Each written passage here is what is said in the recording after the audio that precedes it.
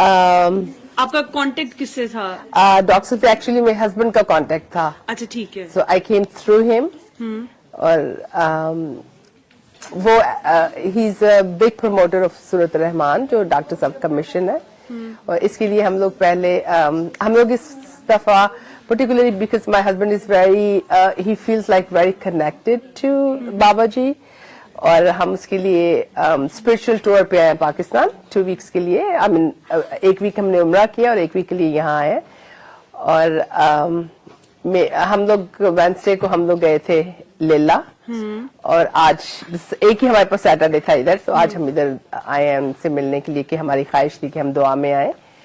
और I mean, since my husband, he felt like he listened so many videos of Babaji and he watched so many YouTube videos for Dr. Saab, and he feels very connected. And I mean, we have like observed and seen that his whatever he's thinking usually is done. Okay. So whatever we think, and the things happens like. So quickly, and anything like you wish for, and things will be done for you. So that's alhamdulillah. So we feel very blessed. And my husband felt especially, he feels like that happening because probably he feels like somebody's behind him, and somebody means he feels like behind him Babaji. But he felt like the more promotion he get to know Babaji. He gets to know Babaji because of Dr. Saab. So he listens regularly. I mean, every single day he listens to whatever the prayer session. Dr. Saab, I don't have usually time, and he usually briefs me. He tells me, you know what happens today? Did you listen to this video? Look at this. I tell you, and I just listen. Did you experience Surah Rahman yourself? Yes, we did. And it's not just only I experienced. I mean, I listened to this and. No, exactly. Did you follow the whole procedure? Yeah, we follow the protocols. And my husband, he's a big promoter. He sends everybody with the protocol, like with the Allah, and this the protocol. He sent every Muslims, non-Muslim at his job, and the people they come back and tell him, like, I wish we have learned this before and we knew this before. Like he told one of the Hindu lady that works for him. And her mother was sick, and he told her, like, you go, you know, you listen and you just say like the protocol. You don't have to believe in Islam. It's just there's a music therapy. He just introduced to the non-Muslim. He tells them there's musical therapy, but the Muslim, of course, we tell them that is Surah Rahman, and particularly for Qari Basir. So she came back and she said, Muhammad, if you have told me this, I think my mother would not die. And same thing that we have another Hindu of a tenant. He said my mom is very sick in India. The first one, she lives in America, in New York, and the other one, the guy that my husband recommended him, that his mother was in India. And he said, like his whoever the nurse, I mean, she she played Surah Rahman for her, and now my mother is fine. And he was very worried. So my husband, usually he is the big promoter. Anybody who tells, so he say, okay, read the Surah Rahman and you follow this. And he always tells me, and by himself, even the whole family, he tells, okay, read this protocol, but you have to forgive everybody else, and you have to be very pure, and you have to listen to this. And we also personally experienced that my son, he does the business, and his business was not doing well for such a long time. And then we told him, like, you know, guys know there is a big, like, Black Friday in America is such a big deal. So we told him, beta, aap Surah Rahman suno, aur inshallah ta'ala Allah ta'ala behtar karega. And he listened just only 3 days, and mashallah, his business is flourishing. Same thing, his friend lives in Pakistan. So he told him as well. So he was crying one day, and he told my husband, oh, my business, you know, I have such a hard time. So he told him the same thing. And he followed the protocol. He listened to this Rahman, and then after, I think 5 days, he called my husband and said, oh, you know, my husband is Muhammad Saeed Akhtar, and his name is Saeed, as we all know, but in America they called him Muhammad. तो कैसे सही यार मेरे 5 दिन बस मैं सूरत सुनी सी और अल्लाह दा शुक्र है कि everything straightened out.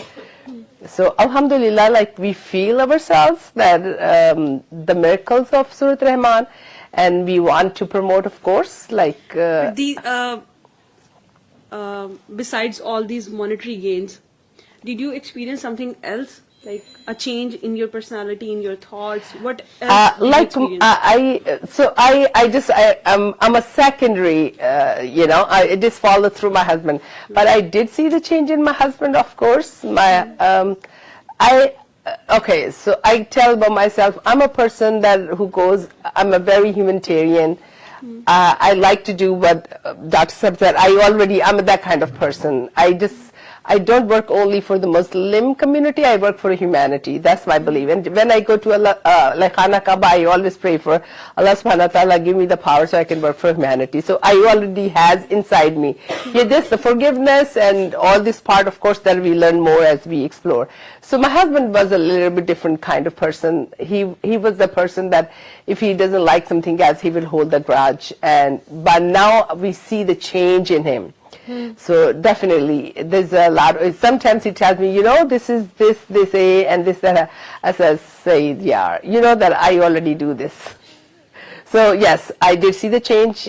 Or for me personally, like whenever I listen to Surah Rahman, so I feel like very calm, tranquility, calmness, and I go to sleep whenever I turn it on. So alhamdulillah, and we just, as the mission of the surah, we feel like if we are doing it, it's benefiting us, so we should not keep this benefit to ourselves, we should spread to other people.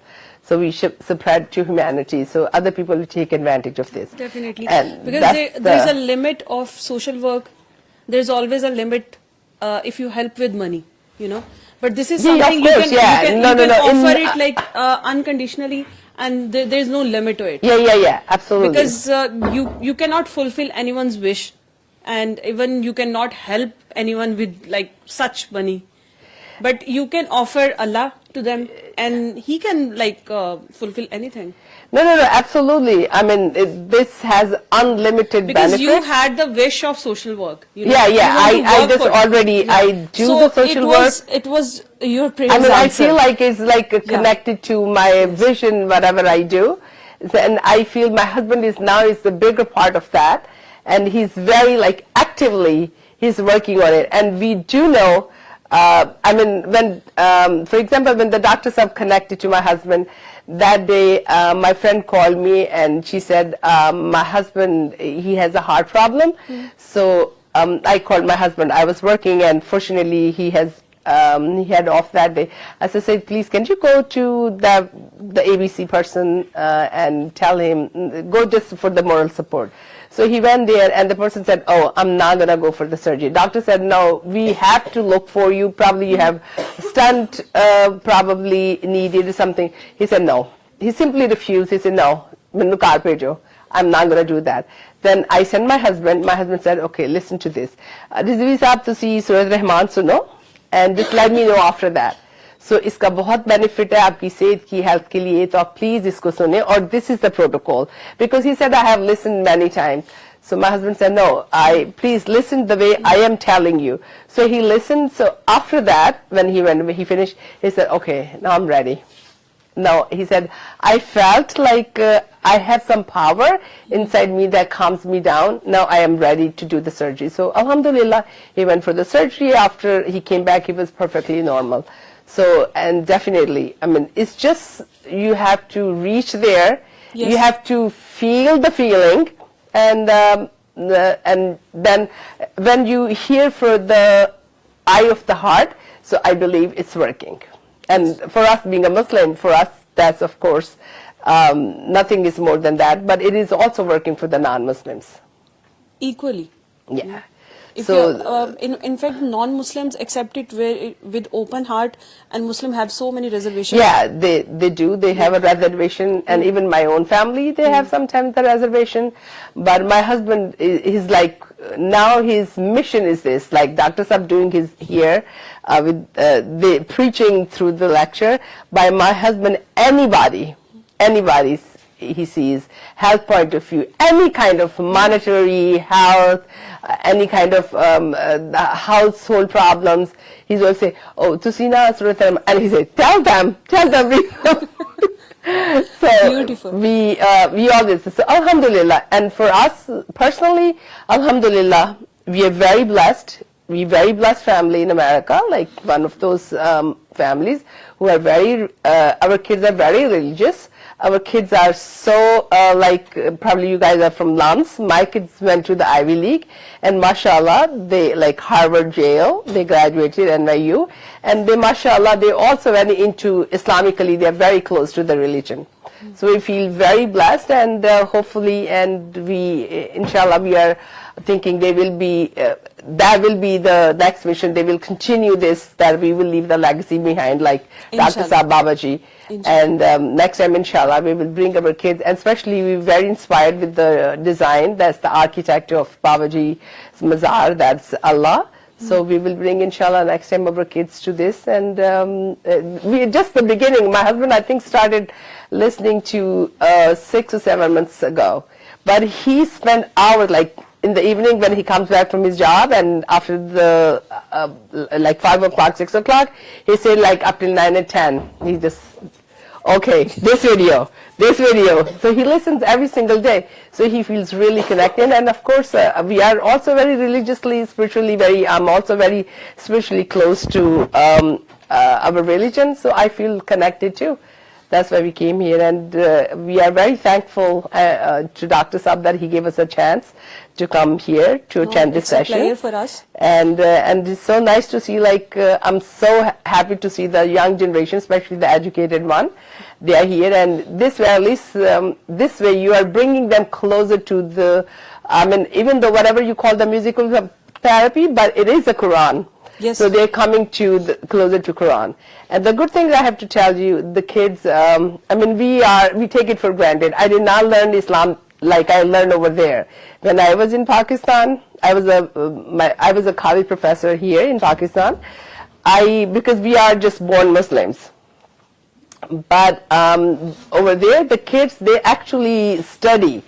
They actually study, and they learn every single part, and they're very proud of that. Unfortunately, some people who don't do it, that's such a big loss for the parents who lose their values and their religion, and loss for the generation.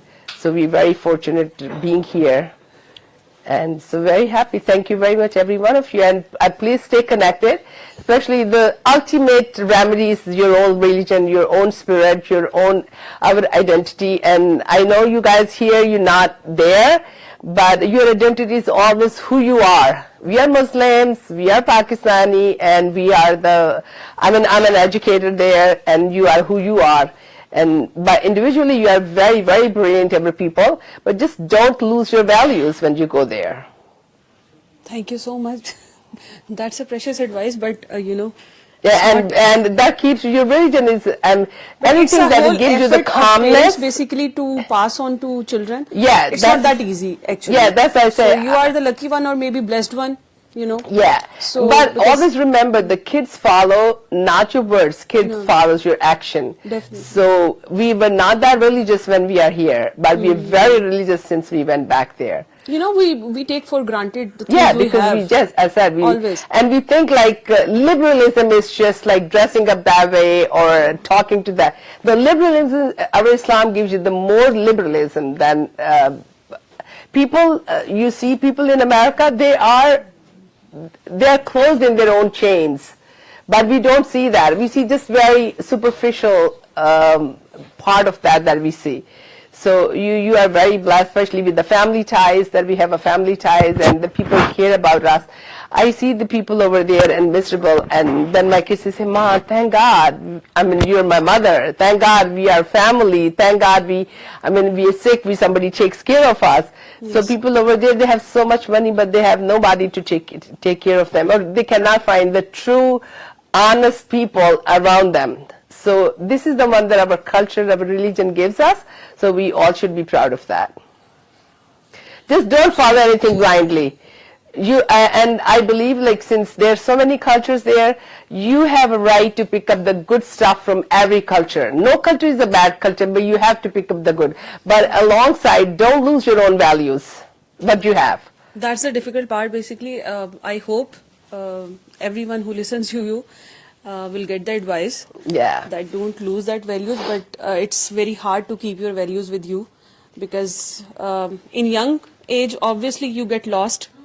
No, but as I said, And even with the social media, hype, it's more of a like fascinating, and it's like a fairy tale to go there.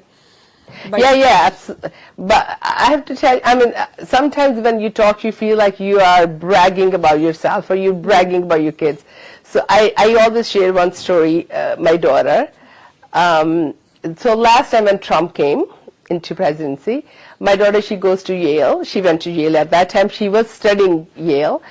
And she wears hijab. And she's a little 5'2", little petite girl. And he said, that day he did the speech, he said something about the hijab. And I was so nervous that I don't want somebody pull my daughter's hijab and then she have that mark rest of his life. She traumatized. So I was very scared. So my husband and I called her. I said, Bira, listen, if we're not forcing you, you wear hijab. So this is up to you. If you feel like any kind of pressure, if you feel like somebody will hurt you, or you feel like this is a hindrance, so sweetheart, you can take it off. The answer, I tell you, and she called me, she said, Ma, do you know, because Yale is like 90% white people and very few the others. She said, Ma, do you know that probably so many people, they've never seen Muslim in their life, and they're meeting through me, a Muslim person, and hijab is my identity, and you telling me rip your identity? And I just like, oh my gosh, I felt that you're much like bigger person than I am, because I have just a mother and she's just very determined who she is. She proved herself. So alhamdulillah. she knows how she's I represented. mean, she knows how to present herself. And also, I mean, I'm not telling everybody you to take the job, but whatever the good values you have to just believe who you are. You just be proud of yourself, who you are. Just to be proud of yourself, and do the right things. I mean, I would not say every hijabi will do the right things and non-hijabi won't, but whatever the values our culture, our Islam gives us, whatever you have it, please don't lose those, because it looks like a fantasy, and even I see here. So whatever your character, so build up your character, so don't lose your character. Be strong in your characters, then world will open to you. Thank you so much. I hope कि कोई message ले लेगा I आपकी बात hopefully, से. but alhamdulillah, You have as I shown said, the I'm other very picture of blessed. being in America. Okay, अभी तक तो हमारे पास examples ऐसी ही होती है. No doubt depression बहुत है वहाँ पे, सब चीजें हैं, but if you keep Allah with you, Yeah. definitely everything seems fine And everything I learned gets through easy. my daughter Yeah. to do the, like, मैं जब job से आती थी, मैं इतनी tired होती थी, तो मेरी अक्सर इशा कज़ा हो जाती थी. And I learned through her. She said, नहीं मम्मा आप इशा पढ़ के सोएं, मम्मा आप इशा पढ़ के सोएं.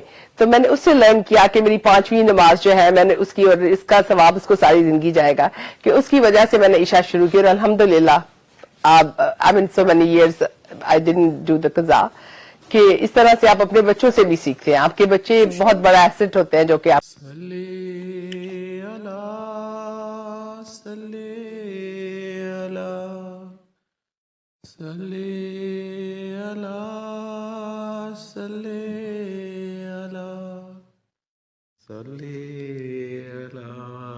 शफीना सल्ले अला